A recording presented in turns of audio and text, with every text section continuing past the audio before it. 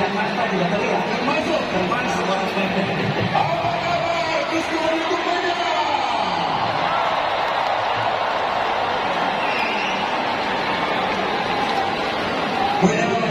Menyala dan berkobar-kobar. Apa kabar semua umat Allah?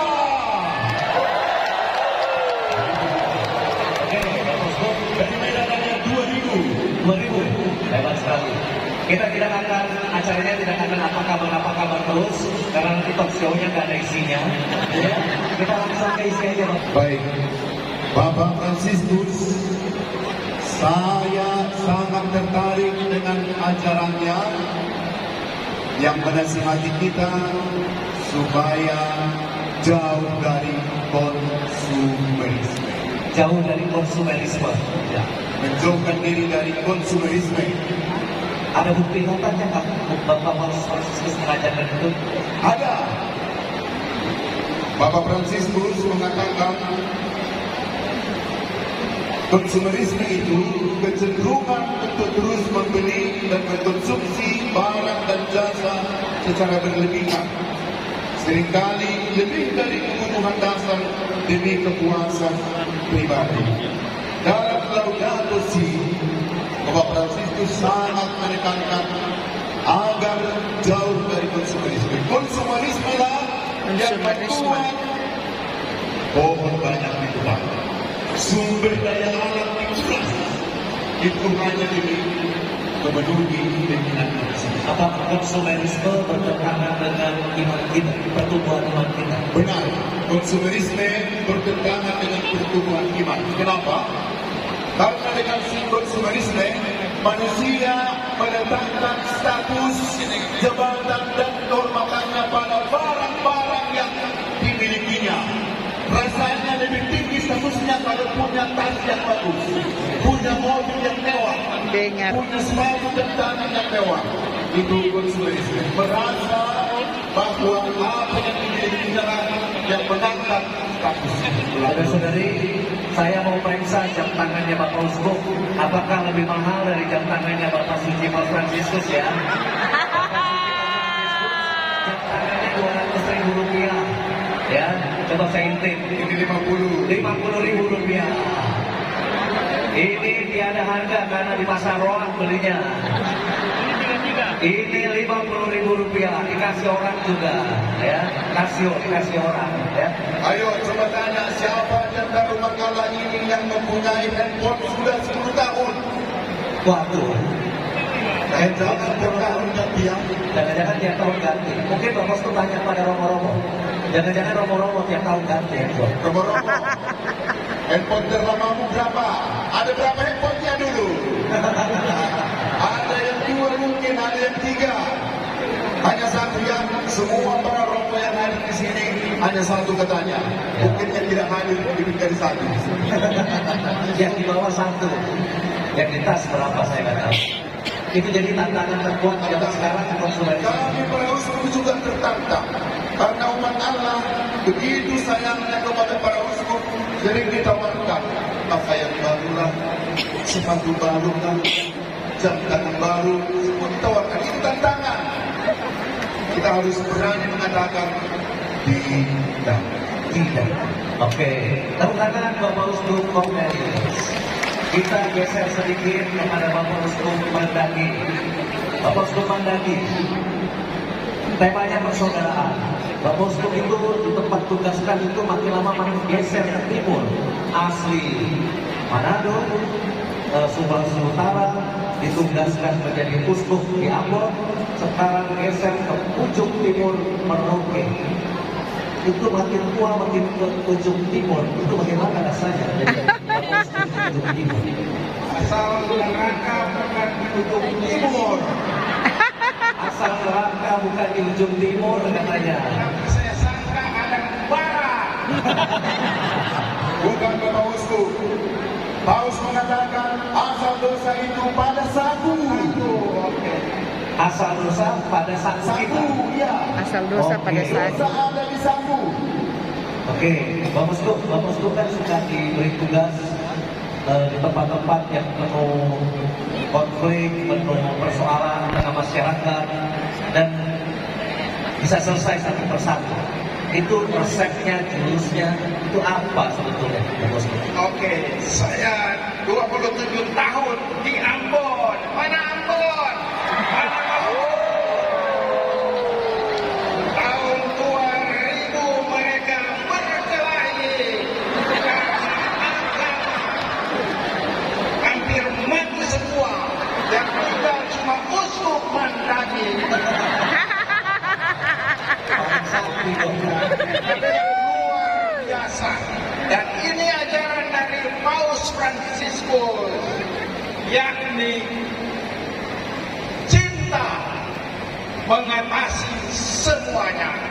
Cinta mengatasi segala-galanya. Dunia benci, cinta. Saya juga ketika menjadi uskup Ambon untuk menyelesaikan masalah, saya serukan secara total. Kita Kristen mencintai, bukan pegang pedang kekerasan. Kita akan mati dengan kekerasan. Kita hidup dengan cinta.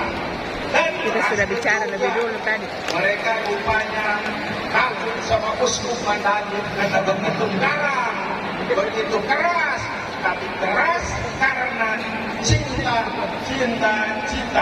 Karena itu pada kesempatan ini saya juga ingin serukan kepada mereka yang ada di Papua. Hentikanlah kekerasan dan ambillah cinta kasih. Persaudaraan. Hentikan kekerasan di sana. Tidak ada guna berkelahi. Cuma mau mati semua.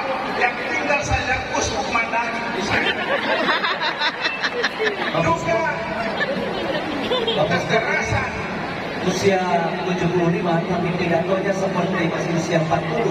Energinya dari mana ini? Ya seperti Paus Fransiskus juga. Kalau secara fisik sudah mau mati. Semuanya hampir lumpuh. Juga jantung hampir lumpuh. Gigi hampir lumpuh. Yang tinggal yang hati yang baik. Oke. Ini menjadi kekuatan dalam hidup, kekuatan spiritual, bukan kekuatan fisik. Tepuk tangan buat Bapak Uskup Mandagi, luar biasa. Sekarang saya geser ke samping Bapak Uskup Siprianus Hormat.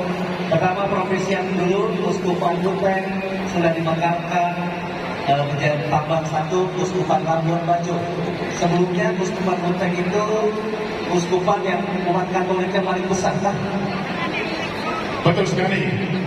Keuskupan di Indonesia dengan jumlah umat Katolik yang paling besar, Belum dimakamkan berapa itu Bapak Uskup? 900. 900 ribu. Bagaimana rasanya menjadi uskup dengan area yang begitu luas, umat yang begitu banyak, telah perjalanan pelayanan di sana kemarin? Secara fisik begitu Pak, seperti Bos Irman yang dikatakan. Tetapi kekuatan dari dalam kegembiraan dalam melayani, cinta akan umat yang melayani, itu mengalahkan segalanya. Bapak Uskup Sipri, ajaran Paus Fransiskus tentang compassion, bela rasa, itu yang paling kuat terasa yang Bapak Uskup Sipri ingat, itu ajarannya isinya apa? Baik, Romo Justinus dan teman-teman sekalian, kita semua sudah mengikuti secara streaming maupun secara langsung penegasan dari Paus Fransiskus terkait dengan 3 tema yang dia bawa dalam kunjungannya ke Indonesia: iman, persaudaraan, dan bela rasa. Bela rasa yang dimaksudkan oleh Paus Fransiskus pertama-tama, hilangkan semua halangan yang membuat kita berjumpa dengan orang lain. Itu yang pertama. Yang kedua, dia katakan, bela rasa itu artinya apa? Merangkum semua mimpi dari orang-orang kecil dan sederhana merangkum apa yang menjadi kecemasan mereka, merangkum agar mereka mempunyai akses keadilan, kebenaran dalam hidup mereka, dan juga mempunyai akses dalam kehidupan sosial masyarakat. Itu kurang lebih 2 poin yang cukup menonjol dari tema bela rasa dari Paus Franciscus. Jadi Pak Bosco, apa tugas kita umat Katolik terkait bela rasa yang konkret kita sekarang harus apa Pak Bosco?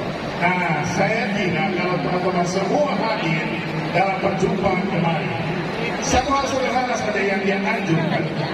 Kalau umat Katolik ingin berbela rasa dengan saudara-saudara yang lain, pertama-tama bukan hanya melakukan karya-karya sosial karitatif, sementara kita tetap nyaman dalam menara kita masing-masing. Tapi dia katakan apa? Kamu harus menyentuh tangan mereka. Kamu harus menyentuh hati mereka, memandang mereka dari wajah ke wajah, melihat mata mereka, kegembiraan mereka dan kecemasan mereka. Itu yang dikatakan bela rasa yang sesungguhnya dari.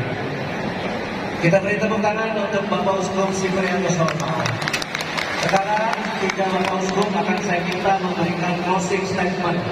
Setiap orang memberikan closing statement. Kita mulai dari Bapak Uskup Cornelius. Hindari konsumerisme, fokus pada hal yang abadi, iman, kasih, dan kepedulian terhadap orang lain. Ini dihidupi oleh Bapak kita, Bapak Paus Franciscus. Terima kasih Bapak Uskup Cornel. Silakan Bapak Uskup Madani. Ini yang saya ungkapkan yakni jangan rakus Rakus. uang, Belala. jabatan, sehingga bakalan rakus, hiduplah sederhana seperti Paus Franciscus, sederhana. Tepuk tangan Bapak Uskup Madani. Konstitusi Brin, monggo silakan. Saya kira sejalan dengan pesan dan seluruh kekayaan yang dibawa oleh Paus Franciscus dalam kunjungannya ke Indonesia kali ini. Kata terakhir yang ingin saya sampaikan kepada saudara-saudara sekalian, lakukanlah segala pekerjaan dalam kasih. Kasih yang menjembatani satu dengan yang lain. Amin. Closing statement inilah yang akan membuat kita semangat untuk mewujudkan kasih. Dan 3 Bapak Uskup ini tidak mau turun kalau belum nyanyi 1 kali lagi. Ajari kami, Ajarilah kami bahasa cinta. ya. Sama di choir, ajak umat ikut.